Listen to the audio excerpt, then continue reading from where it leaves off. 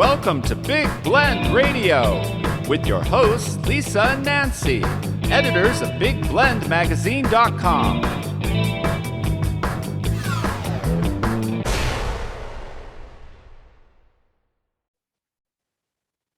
Hey everybody, welcome to Big Blend Radio. You know, every fourth Saturday we get to chat with Glynn. It's so cool. Glynn Burrows is the owner of Norfolk-Tours in England. He's a tour guide, the owner of it, and he's also a family history expert and just a general history expert. He loves history, and so do we. And today he's going to talk to us about what it would be like to take a royal tour of Britain. It is the Platinum Jubilee of the Queen of England, and of course there's a lot of buzz about royalty, England's royalty, not only in America, but around the world. And so it's a good time to look into what you can experience. I encourage you to go to his website, norfolk-tours.co.uk, and also read his article about it and see photos and even photos of paintings from way back when. Go to nationalparktraveling.com. The article will also be in our upcoming issue of Parks and Travel magazine. So welcome back, Glynn. How are you? I'm fantastic. Thanks. How are you? We're doing good. We're recording this while we're in Fayetteville, Arkansas.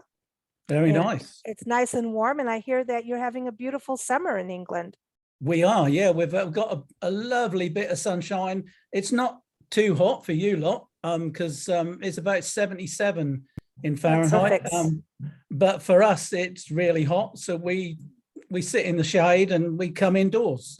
And eat Mr. Whippies. That's perfect weather, though. That's nice. Yeah, it's beautiful. That's beautiful. Wow. So before we talk about the royal tour, what is a royal tea, like the high tea? Do they do that in the palace, in Buckingham Palace? Yeah, well, the Queen does have afternoon tea, but most of her afternoon tea is going to be very, very light. So it's going to be the cucumber sandwiches with the crusts cut off and the little fancy cakes and things. But the Queen actually doesn't eat that much. I mean, she's a very, very small person. She eats a very small quantity, so I'm told. She doesn't tell anybody what her favorite meal is, because obviously if you told someone what your favorite meal is, that would be what everybody gave you, and then you'd get sick of it. So she doesn't actually make that well known. But you know, the Queen, I should imagine, eats very similar to what we do, or to any older person. Generally doesn't eat a lot anyway, do they? So she eats a lot of light food. I think from what I've heard, she eats quite a lot of different meals, but very little.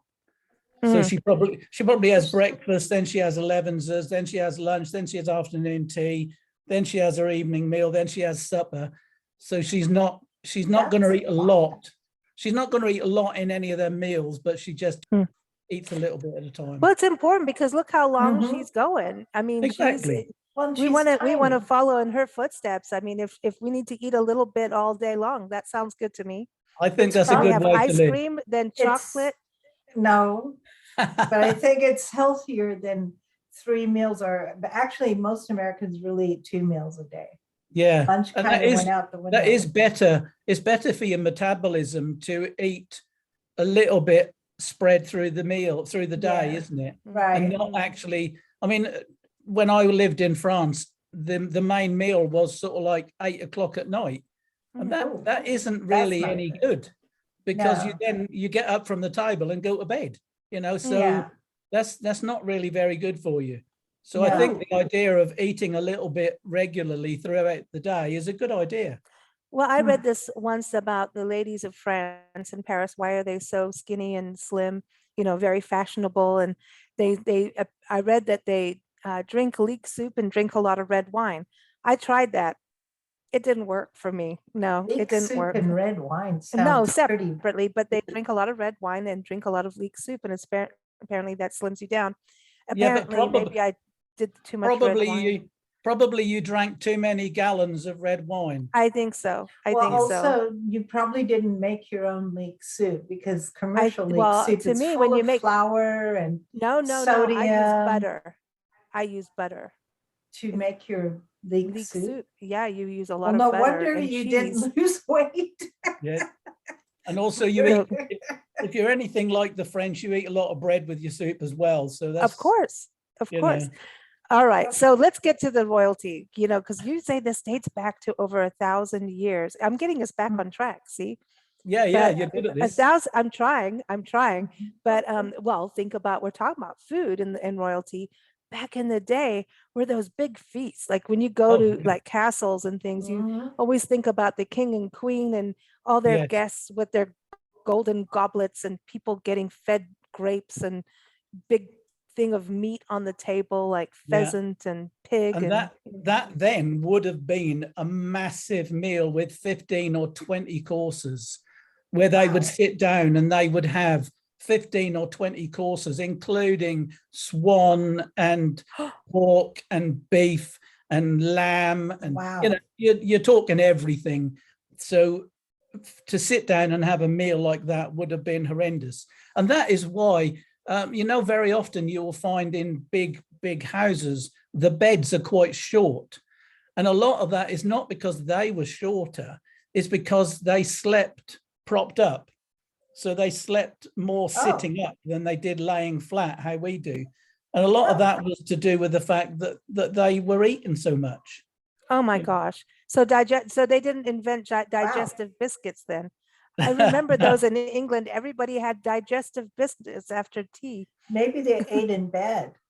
Well, who knows?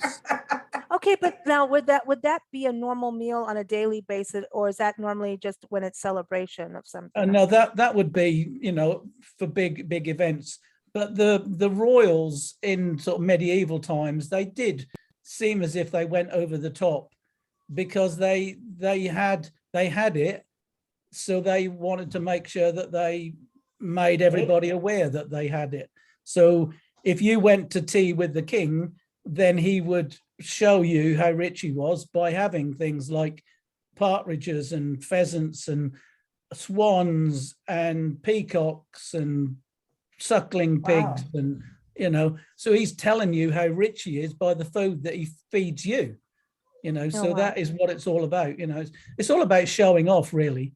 Mhm. Wow. And now, when you think about this over 1,000 years, and you think about the Queen has, been there, almost 100 years. Yeah, she's I mean, heading up that way. she's 70 is a doing- long while. Yeah, I mean, she's doing good, So a lot of people will always think, oh, first thing is Buckingham Palace, but you started off, well, let's do this you gave an example of what it would be like to go on a tour with the theme of royalty. And Yes. you said that you'd arrive at Gatwick. I remember Gatwick, or Heathrow, wherever, and you said that you would start on the South Coast. And I Yes. know we've talked on the show a lot about Sandringham in Norfolk, so Yeah. that's a place too. But Yeah. tell us about the South Coast, what we can experience. Well, the thing is, England is so big. Well, it's not big, sorry.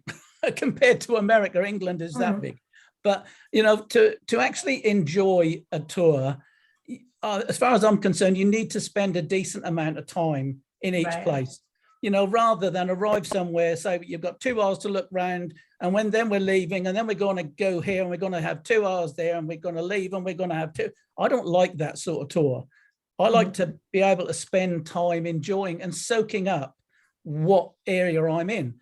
It's So true. I thought, well, if we're going to go to Gatwick, which is the south of London, we may as well go south. So I thought, well, Brighton has the Brighton Pavilion, which was built by George IV. And, it shows what Regency England was all about. And that was about extremes and boasting about what you had and being show off. The Regency period was all about showing off. And basically the Brighton Pavilion is just decadence gone mad. And, so that's having a look at that period in history.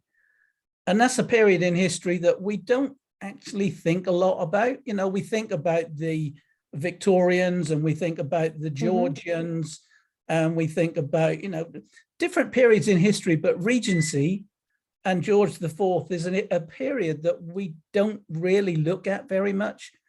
But it was a period when George III was getting old. Obviously, he'd been king for a long while. And they do say that he went mad. Whether he did or not, I don't know. Is he but- the one that died and then and then they rushed his death? Or am I getting my kings? No, mixed that up? was George V. Oh, okay, sorry. Got my George- Georges mixed up. Wrong George, number. George III was Mad King George. So he was Okay. sort of known as, he went a bit mad. They reckon, I don't know if he did. Anyway, his son, George, who then later became George IV, took over running the country as Prince Regent, which means a prince in charge of the throne. And he was wasteful. He was a womanizer. He drank a lot. He was basically not a good role model. And he was the one who built Brighton, because George III had made Brighton a popular place to go to, because he was the one who went there to bathe in the sea for health reasons. It then became popular. And then George IV, when he was prince, decided that was going to be where he was going to build this opulent monstrosity that is Brighton Pavilion. So, Wow. that is somewhere to start, and it's somewhere to think about a period in history that we don't learn a lot about. Mm. And then I would suggest that we go along the coast. But isn't Brighton Beach? I just want to go back. Brighton Beach, that was always like the famous beach to go hang out at. Oh yeah, Just Brighton as Beach. Yeah.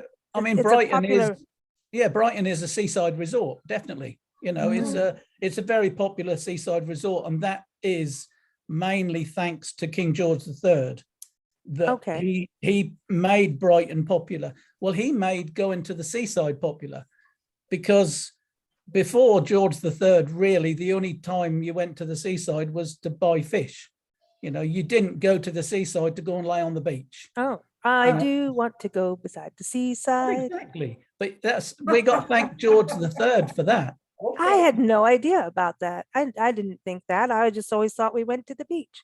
No, Yeah. George III was recommended to take in seawater, to bathe in seawater. Oh, So Okay. he then made that popular. So if the king does it, then everybody else does it. That's So that is interesting. what then It brought that all is. on.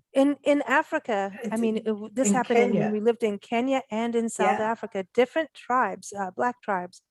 They went to the coast, they would take bottles, empty bottles, and fill them up with jugs of seawater Water, and drink the seawater for whatever they, whatever they you know, thought was wrong. and some with did them. not want to go and freaked out. Like that's, depending, now it's a little different, but I'm talking about way back when, before internet and, Yeah.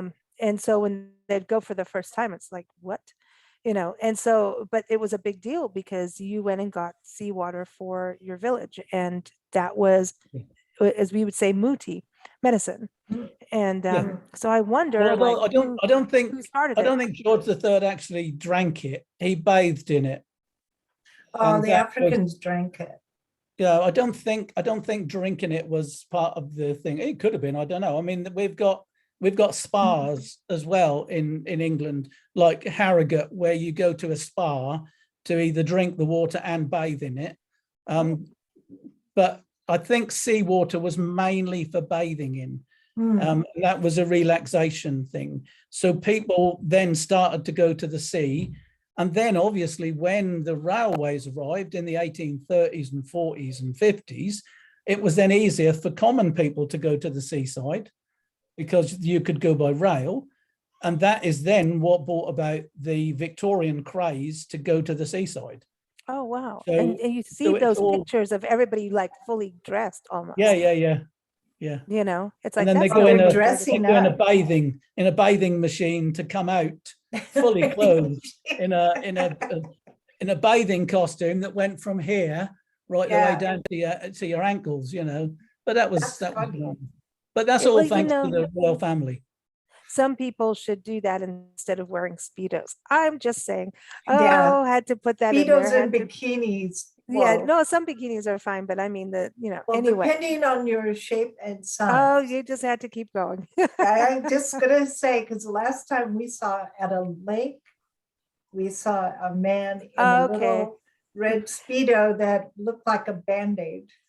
So it wasn't a lake. It was a spring. It hot and it springs. is in Florida, and on the And- other side is a bunch of alligators and water snakes. And we're like, even the alligators didn't care about him. This is where the creature from the Black Lagoon was filmed. Would you Yeah. get in that water? No. People have been doing it for years, and they swear nothing has happened with alligators. And we took the boat ride and went right up, and there's an alligator like, There's a it's- little there- net that no. separates, sort of, it's got little buoys on it. It kind of floats there, and there's anything could get past that net. So, Nancy was rooting for him to get further in the water. No, but he So we never could see really if went there in was the any water. action. He just went up to his knees, and I'm like, go in, go in. Go on, we want to film something, but anyway, Dear, the oh dear. alligators did behave. They behaved, but so let's go back to England because it sounds like a calmer coast. So you go from Brighton. Where are we going next? We're going to go across to Portsmouth. Portsmouth is one of our big ports. Portsmouth, so it's Yeah, it's quite a Portsmouth, good yeah. one. But there is the Mary Rose, which is a ship that belonged to Henry VIII, which sank off the coast of Portsmouth in 1545. And a few years ago, in the 80s, it was discovered, and they actually raised what was left of it and put it in a great big purpose-built building and preserved it. So actually what you see when you go to the Mary Rose Museum is you see basically half of a Tudor ship, because it's all there in this great big building. And the interesting thing is that when they dug up this ship, it still had loads and loads of stuff on it, everyday bits and pieces, like, combs for your hair, razors, bottles, jars, clothes, shoes, because obviously being in the mud and in the water, a lot of stuff that would normally rot didn't rot. That's why the hull of the ship is still in good condition, because it went into the sediment and the sand and the water kept the oxygen out, and therefore it didn't rot. So they lifted all of this wood out there and they preserved it, because they injected it with some wax resin, I believe, but they have to keep it wet anyway. So they play water on it all day to keep it wet and to keep it in good condition. Wow. But like I say, the best thing about the Mary Rose is that they discovered all these everyday objects which wouldn't normally have survived. So this is the amazing thing about the Mary Rose Museum. And to think that when it went down in 1545, Henry VIII stood on the coast watching his big ship sailing up the river, and then suddenly it went down. So he actually watched it go down. The interesting thing about that is that we in Norfolk have just heard that there was a ship that went down in 1682 off the coast of Norfolk, and that has now been discovered. Well, actually, it was discovered in 2007, but it's been under wraps for the last 15 years because they didn't want anyone else to know about it. Now the news has broke, and there has been absolutely thousands of everyday objects that have come out of that wreck as well. Wow. So we're waiting for details. Like I say, this news only broke last week, so it's not off the press. But they've found so many everyday objects. It is going to be absolutely fascinating. Wow. I love can't it. wait. I can't wait to hear the details of it. Wow. I love this. I love this because it's just so, when you find, all these artifacts and they've been preserved like in the ocean and things, it's just so cool to imagine what people were using and how they were using them. When you say razors, as a woman, I'm going, it's not the type of razor I want to use, but you know what I mean? It's, you think about what they even take on a ship. What were they doing on the ship? Who was on there? What happened? Why did they go down? I mean, it's like a ship of mysteries, Well, apart from anything else, the interesting thing is that you've just said, what would you take on board a ship? Well, if you were going on a ship for a long journey, you would take everything. Yeah. So when the ship goes down, obviously you save yourself, but everything else is left behind. So everything. So if you can imagine what I would leave behind if I went on a ship today, I mean, I would leave my computer, my laptop, whatever, my telephone. I might leave some spare glasses. I would leave notebooks. I would leave my toilet stuff, you know, my toothbrush and my toothpaste and my soap and my shampoo. Everything like that would all be left in my cabin with all my spare clothes and, like, I don't know, you know, belts and wallets and money, and that'd all be left in the cabin. So that is the sort of stuff that you're going to find. So that is the sort of stuff that doesn't normally turn up on archaeological digs because they've all rotted anyway. And that's not the sort of stuff that ended up in a museum because they were everyday items. So nobody thought about keeping a tube of toothpaste. You know, who keeps a tube of toothpaste? Because that's an everyday item. You know, so they are the sort of things. Yeah, it's fascinating. I want to tell people that Glynn's next interview is going to be on maritime history. We're going to look at ships like the Golden Hind that are the, you know, Sir Francis Drake. He talk about a radical. He was radical, right? And he made all the Spanish mad and caused wars everywhere he went. But the Queen, that goes back to royal history, all of these ships. It does. I mean, everything so, goes back to royal history. yeah, it does. So everyone stay tuned for that. But I mean, this is so cool so that you can see the Mary Rose. Yes. What a good name. I love the name, Mary Rose. It was named after one of his daughters. Okay. I believe. So anyway, from there, we would go across to the Isle of Wight. Again, not many people go to the Isle of Wight when they come to England because it's an island and you have to get a ferry to go across to it. There isn't a bridge. Cool. I mean, I was talking to someone the other day who lives in the Florida Keys. And I like to, whenever I talk to somebody in America or wherever, I like to get Google up and find out where it is and everything. And I actually saw that there is a road that runs all the way down the Keys. Now, how amazing is that? You live on all these little islands, yet there's a road that gets you back to the mainland. In England, there isn't a bridge across to the Isle of Wight, so you have to get a ferry. But we would go there because another house that we don't hear a lot about, and a lot of stuff that we don't read about much, is Osborne. Now, Osborne House was designed by Prince Albert because although he weren't an architect, he was an architect. I mean, he designed buildings, he designed the Crystal Palace, or he was very, very heavily involved in that. And he was heavily involved in the design of Osborne House. And that was built in around the 1840s, about 1845, I believe. And that was a home for the family to go down there when they were on holiday. And they used to spend most of the summer in Osborne. And that is where Queen Victoria actually died. So she died in Osborne House. But, you know, there's them sorts of places that people don't normally go to. They go to, you know, Buckingham Palace or wherever. But, you know, Buckingham Palace is one thing. But, you know, Osborne House is something different. Brighton is something completely different. Sandringham's completely different, you know.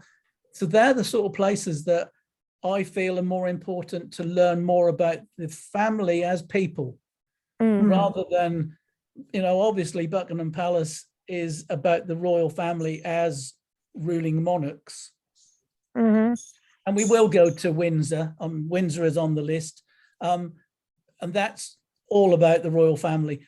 But I think it's important also to get a fuller picture of what the royal family are about, because they are, or they were as well, families, you know. And Osborne was a family home. The same. And it seems that it gives them some privacy also to be on the Isle of Wight versus on the mainland. And, you know, it's interesting taking a ferry across. Did they have a royal ferry that was only for them, like their own boat?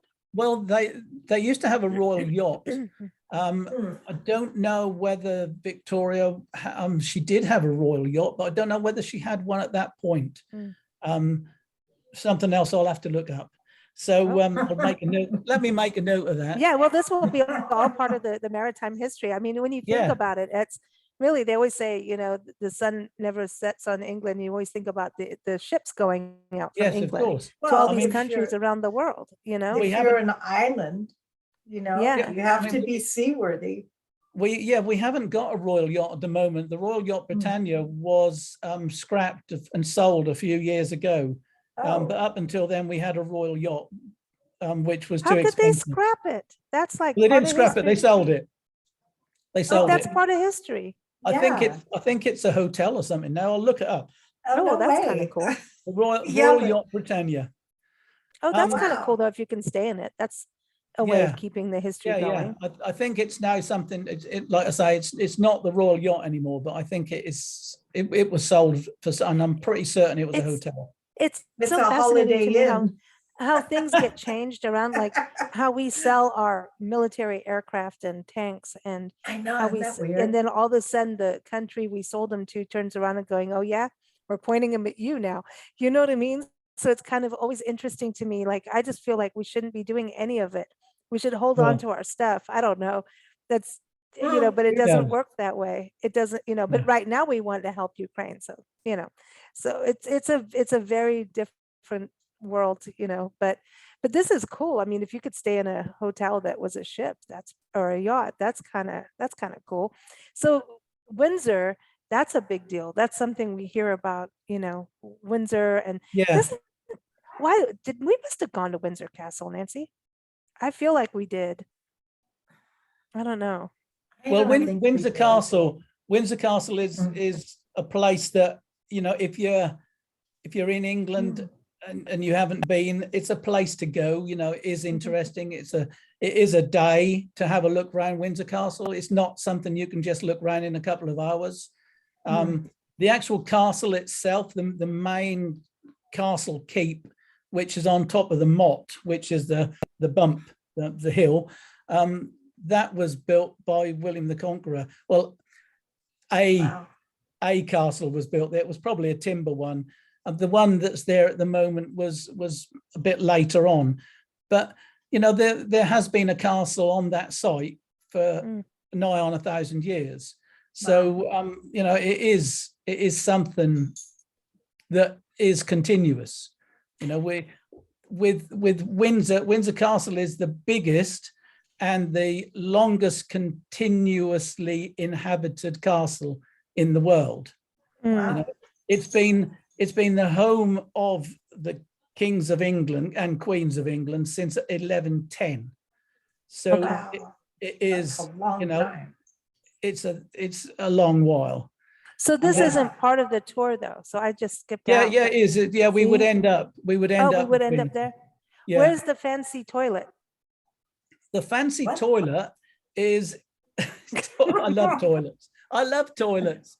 Me too. All right. I want to write a book about toilets across the world. I mean, around the Oh, world. Yeah, I mean, boy. toilets are Sometimes fantastic. they have foot things that you can do, like if you're riding a motorcycle, like you can just push the accelerator, the accelerator, right. and then it flushes. There's some Yeah. of them, and yeah, I've seen ones like that. No, And no, then thank it's the way people do bathrooms. They Are put you pennies talking at the about bottom riding a of the bike? toilet to see if people will go and try and get the pennies out of the bottom of the toilet. Why No, not? Stop it. And Why then not? there's ones where Anyway. you can see out and people can't see in. The toilet that you're talking about, to bring us back on track, I know we're getting back on. Well, you said toilet. The yeah, loo. is No. at Hampton-Court-Palace. And Hampton-Court-Palace is an amazing place. And again, if you've got any time in and around London, Hampton-Court-Palace is definitely a place to go to because it is such a beautiful building. In fact, I went there it was the day before all the flights were cancelled out of England from COVID, because my guests, we went to Hampton-Court-Palace and I dropped them off at Heathrow Airport, and they got the last flights out of England before we were all locked down for COVID. Oh my So gosh. they were really lucky. Anyway, Hampton-Court-Palace is a beautiful 16th century palace, and the thing that I love about that is we have Henry VIII's close stool. Now, Henry You VIII's shouldn't say close, stool around us. yeah, yes, no, Toilets. it's Are a you, stool. Nancy's looking at, are you Googling it right now? I can I'm tell, Goog- Oh, you're you are? All right. You're Googling the stool. Yeah, it's called Henry VIII's close stool, and he had a beautiful toilet which was basically a square box with a potty in it, and it was all padded and lovely. But the main thing about this is that they actually had somebody whose job was to be with the king while he was on the toilet, and the man who had the job was called the groom of the stool. That's why they call it a duty. No. Lisa, The interesting thing is that job was really, really sought after, because if you can imagine to have a one-to-one with the king for any length of time was a fantastic thing to have. So if you had several one-to-ones with the king throughout the day, just think of the things that you could talk to him about.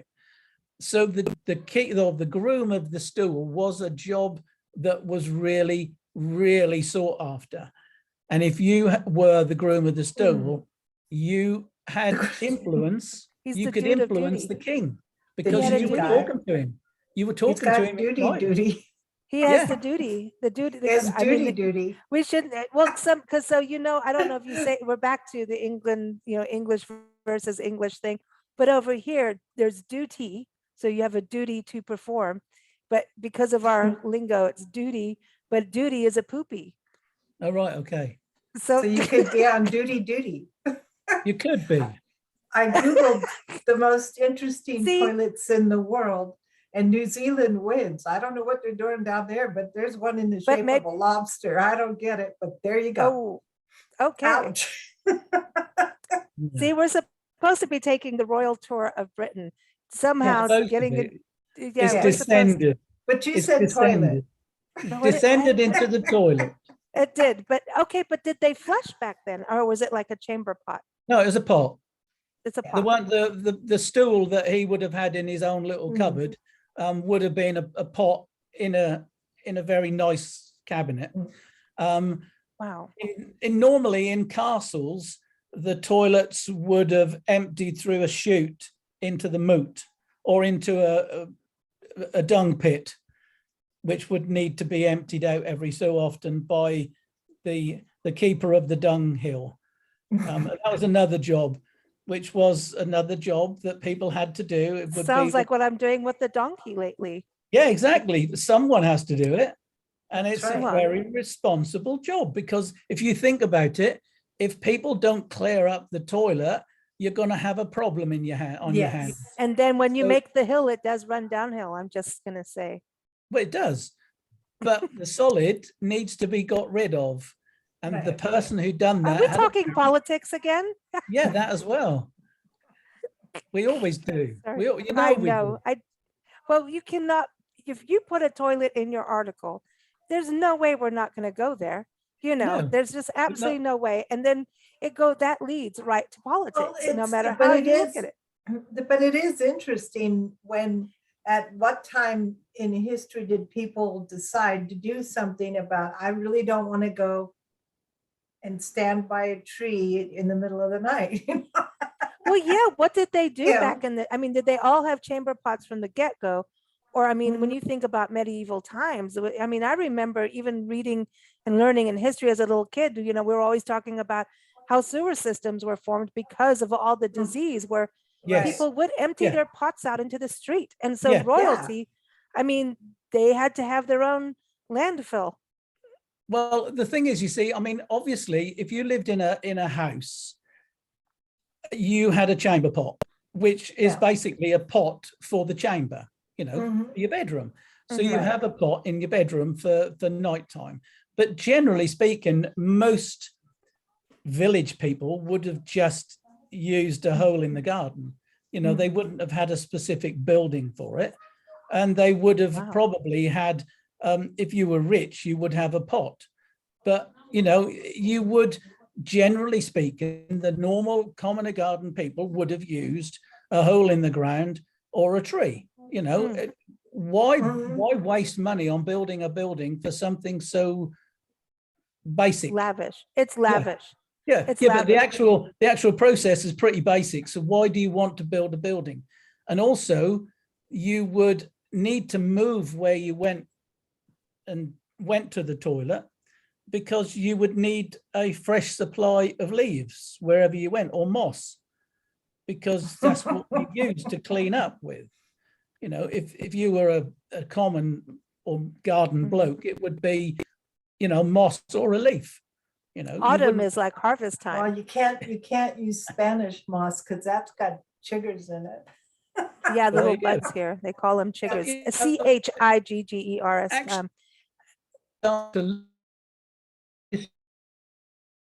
Uh-oh. Sorry, Glynn, come back. I've lost Glynn, you you there. went. Yeah. Yes, you're back. I think we've lost. No, you're there. I went, you went, someone Uh-oh. went. I was We got in just trouble. We saying, got somebody ahead. flushed. I'm still here.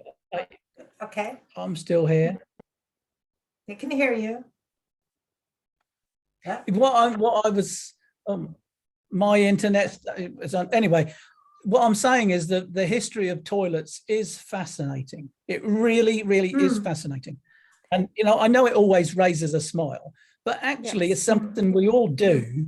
Right. And the actually to learn about the history of it is absolutely fascinating. It Well, I really think it's is. fascinating with You this know, the one that you're talking about. Romans used a stick. A stick? I'm Romans- losing you again. Okay, hold on. The Romans were using So Glenn, a stick, the Romans used a stick. What were they doing with the stick? Because now my brain went somewhere. Recording again. Yeah, the Romans used a stick with like a sponge on the end of it, and basically when they sat on the toilet, there'd be a whole row of toilets, generally speaking, in a big Roman building, and in front of the Roman people there would be like a little channel of water that ran through all the time, and you would clean yourself up with the end of the stick with a sponge on it, and then you would wash it in the water that was running through, and then you would make sure you're clean and wash it again, and you'd put the stick in the bucket. That's where the old saying, "Don't get hold of the wrong end of the stick," comes Oh, from. no way. Because No, that's of- kind of, I wonder if that led to bidets. Okay, so I think we're going to have to do a toilet. Oh, No. no.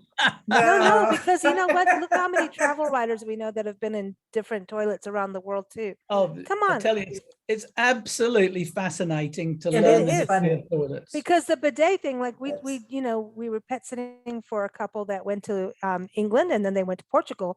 And in Portugal, same as in Mexico, in some areas, you do not flush your toilet paper down the toilet. It goes in a No. bag and into the trash. And they're Yeah. like, why are you clogging your waterway with paper? Yeah. Mhm.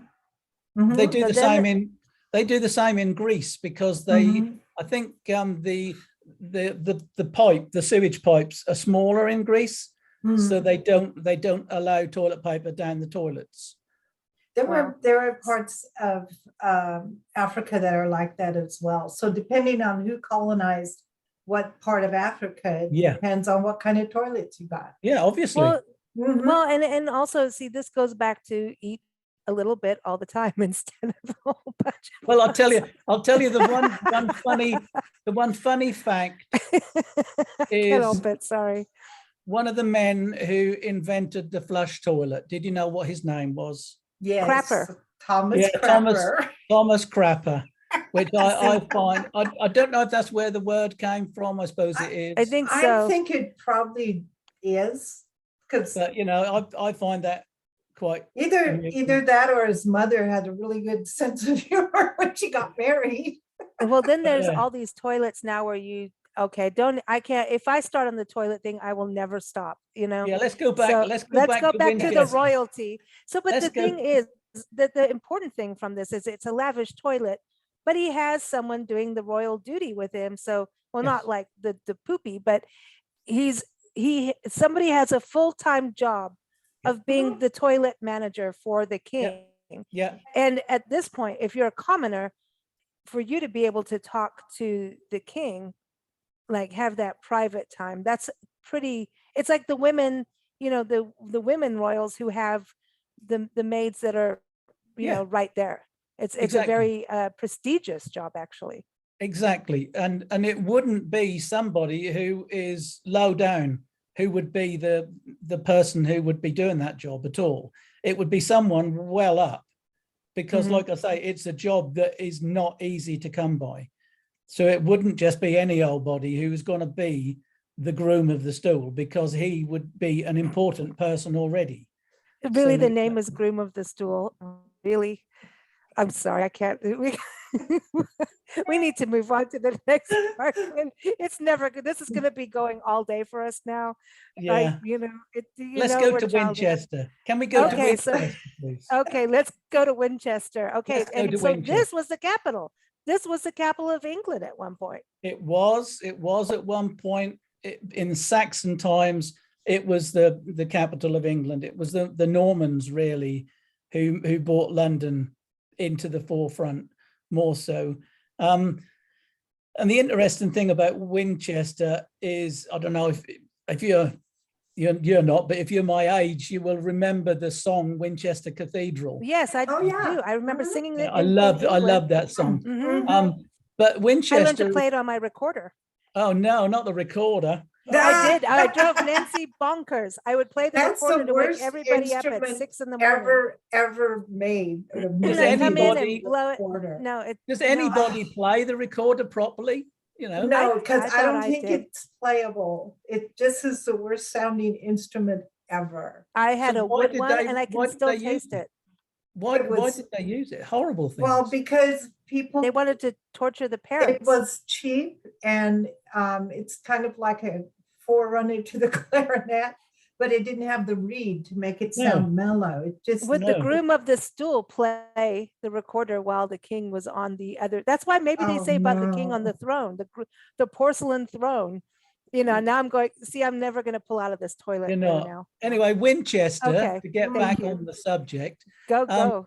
Winchester has got King Arthur's Round Table. Oh, Everybody's wonderful. heard of King Arthur and the Right. Round Table, and Winchester has got the Round Table hanging on a wall in the Great Hall. Wow. Now, nobody actually knows whether King Arthur existed for certain, I know. don't think. Nobody knows whether he had a round table, but it's hanging on the wall in Winchester. So So there, who knows? but then There's a big debate.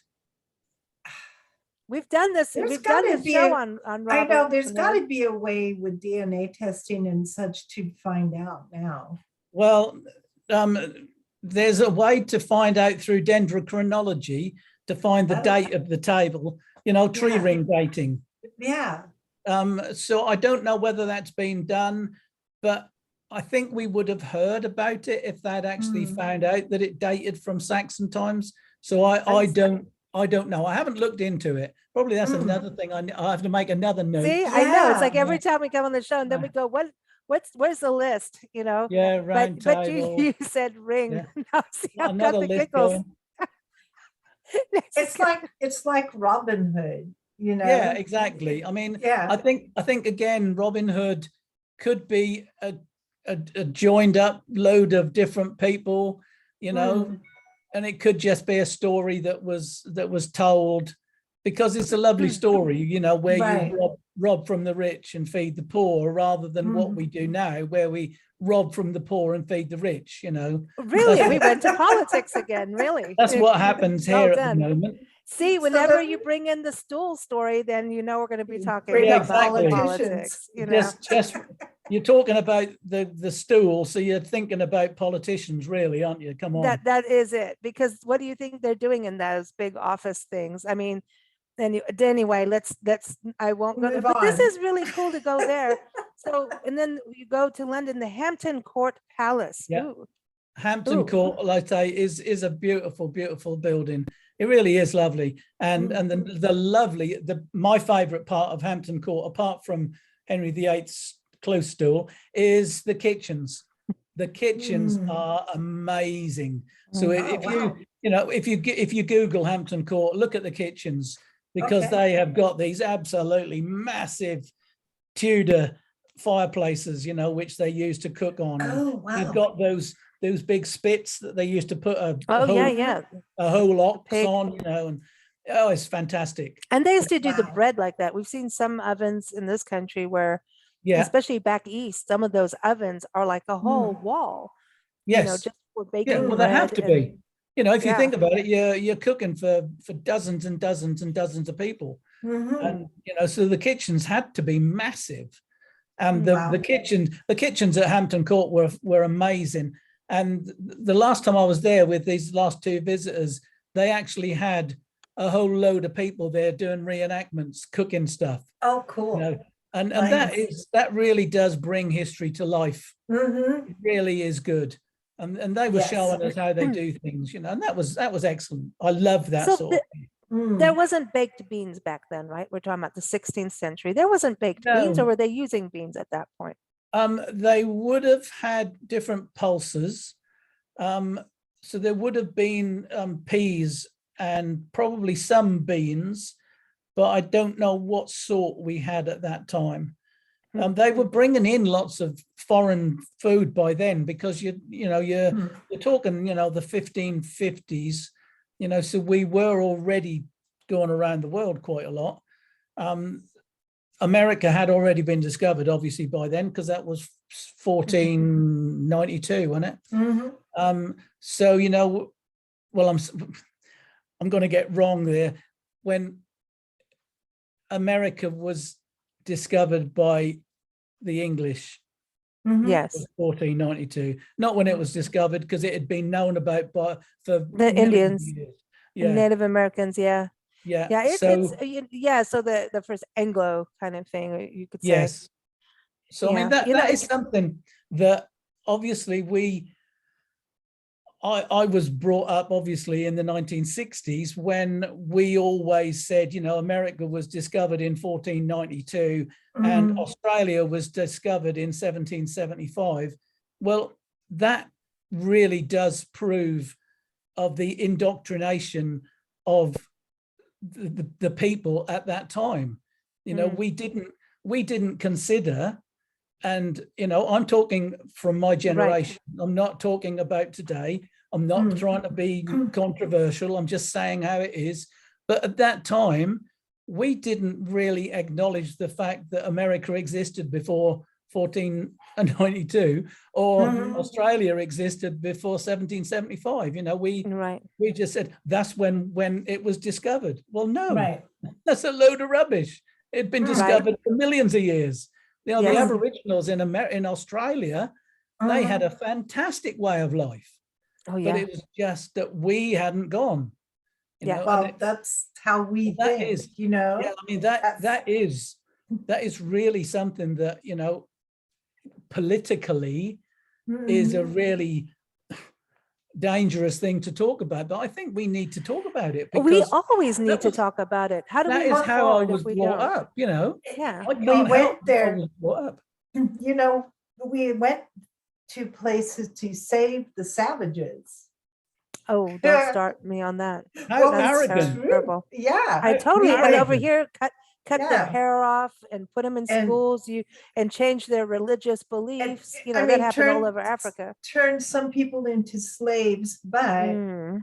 let them go, or force, whatever word you want to use, go to our church, not theirs, Yeah. because we were helping them go to heaven when they die. Which is so interesting, while because we make them work in look the how many fields. I mean, people how came here for religious freedom, you and then they get? forced people into their religion. exactly. Yeah, I It's mean, amazing how people it's- are. The human being is the- weird. I think Mhm. the slave conversation is really quite interesting, because you always, or I always hear about the slave that we took over from Africa to America, Mhm. but it seems to be overlooked that my ancestors were enslaved, Mhm. because my ancestors had to work for the Lord of the Manor And if they didn't work for the lord of the manor, they didn't have a house and they didn't have anything. So they would have been kicked out and had to live in a forest on their own because they were Irish were slaves. enslaved. You know, Irish were Okay. enslaved. Well, The then- Irish were enslaved. exactly.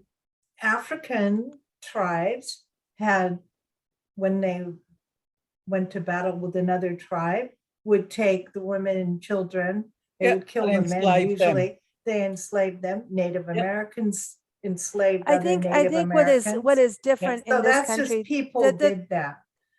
slavery was a thing around the world, and it is still happening today with human trafficking, and that's a whole other show. But Yeah.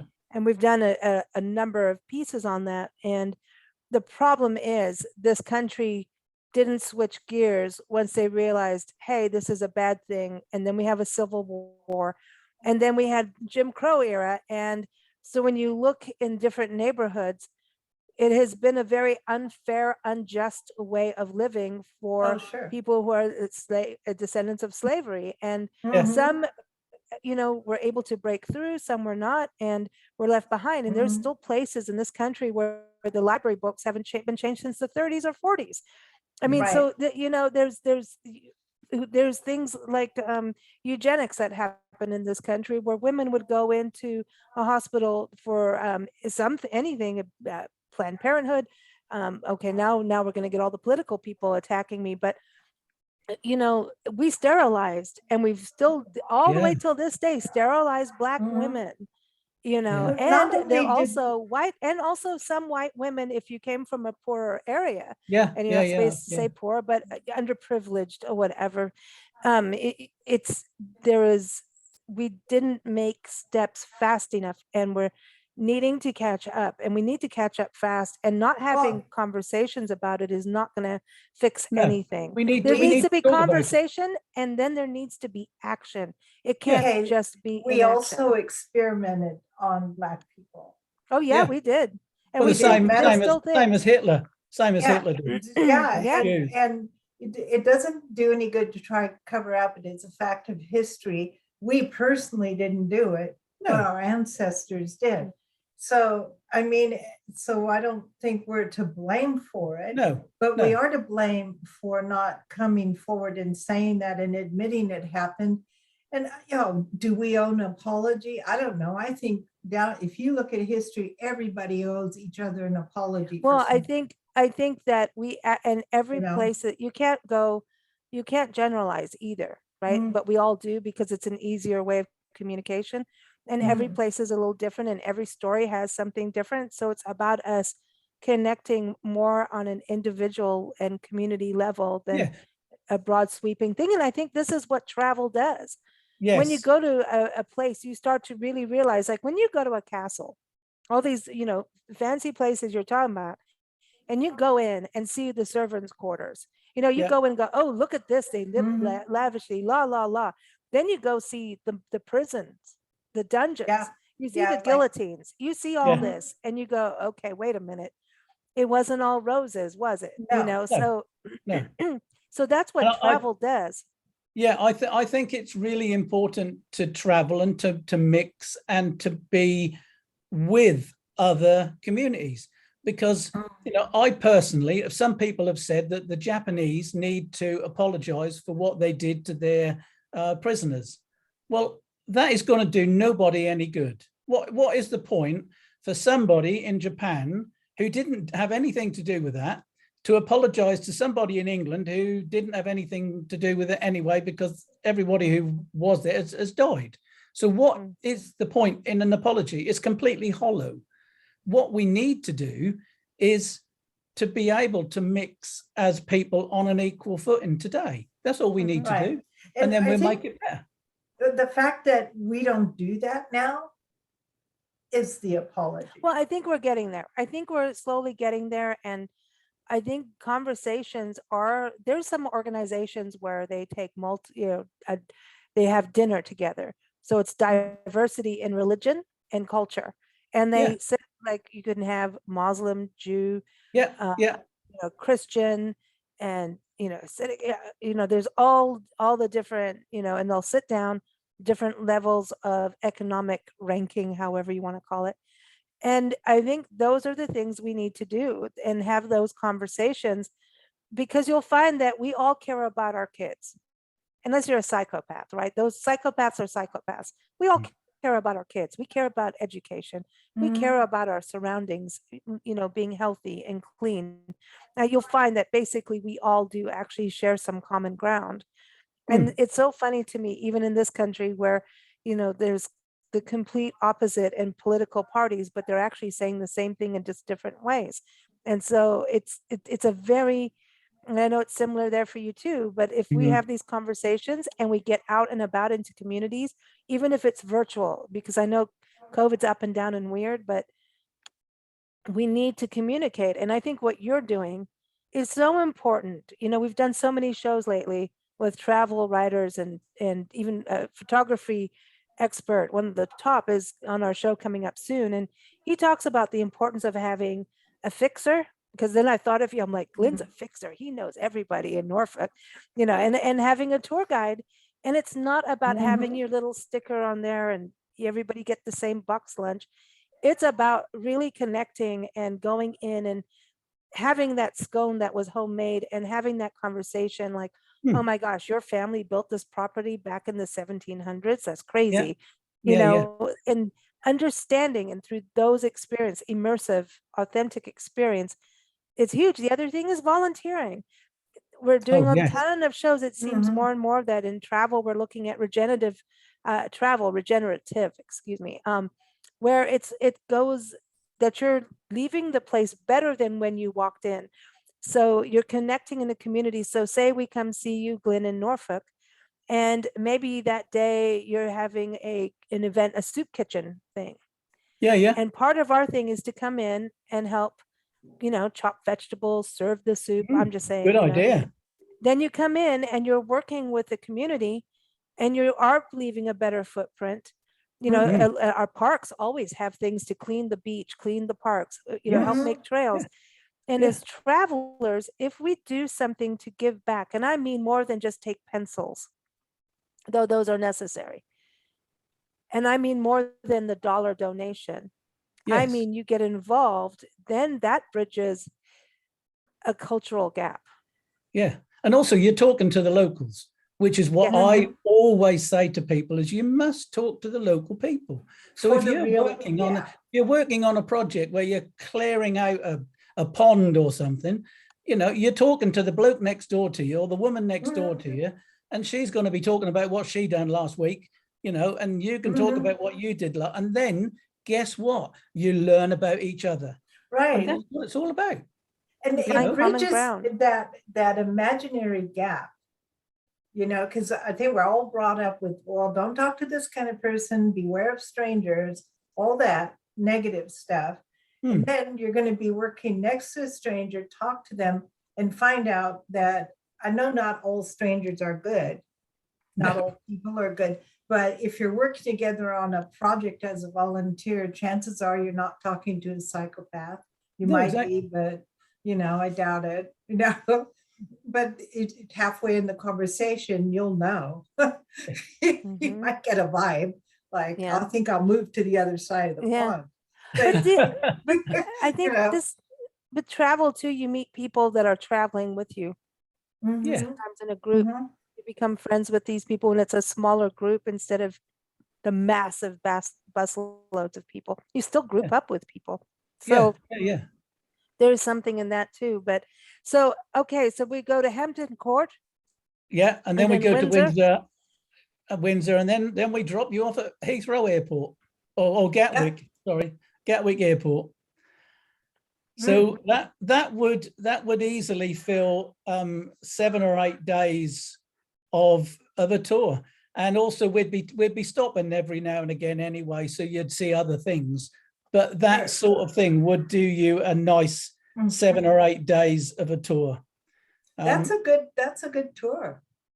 Well, it's not rushed, like I said at the beginning, it's all about having time to actually learn to and learn about the stuff, what you're actually looking at, rather than rushing from here to there to there to there, which is, there's nothing worse. There's nothing worse.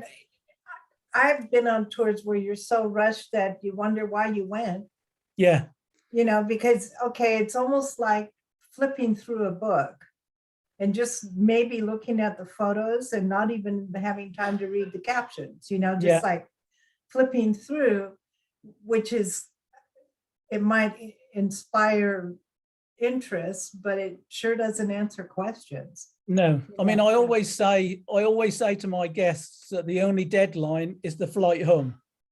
Yeah. So when we arrive somewhere, very often on the first visit, people will say to me, what time do you want us back, from the coffee shop or whatever? Mhm. And I say, whenever you're ready, because if you want to sit and have a chat with somebody, or if you want to have an extra walk around and do something, then that's what you're doing. Yeah. You don't want to say, right, you got to be back at the car at this time. You got to be back here at this time. There is no deadline, because there's nothing worse than being rushed about. No, Nancy doesn't like to be rushed about. Sorry, I had to disappear there. A little Yeah. allergy cough here. It's summer. It's here. It's the Uh-huh. change of season. But anyway, everybody, Norfolk-Tours.co.uk is the website. Glenn's article on the Royal Tour of Britain, including the toilet, is up on The toilet nationalparktraveling.com. tour. And Could also be. you'll see it in the upcoming, it'll be in the upcoming issue of Park Yourself on the Toilet and Travel Magazine. And keep up with us at bigblendradio.com. Thank you so much, Glynn. Okay, I can actually put together a toilet tour if you like. I mean, it'd be quite interesting. Let's That would do actually it. be funny. Let's do it. I want to hear about it Why not? Lovely Why to not? speak to you. See you later. too. See you soon.